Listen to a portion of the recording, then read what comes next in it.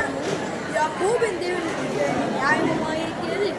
நாம் அறியாத பாஷையை எகிப்து தேசத்தில் இங்கே யோசேப்பினை சாட்சியாக ஏற்படுத்தினார். அவன் தோலை சுமக்கிறேன், அவன் கைகள் கூடைக்கு நீங்களாக்கப்பட்டது. தெய்வத்திலே நீ கூப்பிட்டாய், நான் இணைக்கப்பட்டேன். இடி முழக்கம் உண்டாகும் மறைவிடத்தில் உத்தரவு மேரி பகுதியில் உன்னை சோதித்து அறிவு. என் ஜனமே கேள், எனக்கு சாட்சியிட்டு சொல்கிறேன். இஸ்ரவேலே, நீ எனக்கு செவிகெடுத்தால் நலமாயிருக்கும். உனக்கு ஒரு வேறு தேவன் உண்டாயிருக்க வேண்டாம், அந்நிய தேவனை நீ நமஸ்கரிக்கவும் வேண்டாம்.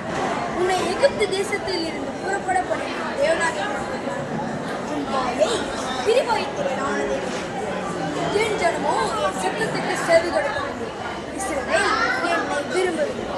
ஆகையால் அவர்களை தங்கள் யோசனைகளின்படியே நடந்தார். என் ஜனம் எனக்கு செவி கொடுத்து இஸ்ரவேலின் வழிகளில் நடமாடினார். நான் சீக்கிரத்தில் அவர்கள் எதிராளிகளை காட்டி என் கையை அவர்கள் சத்துருக்களுக்கு விரோதமாக கொண்டனர்.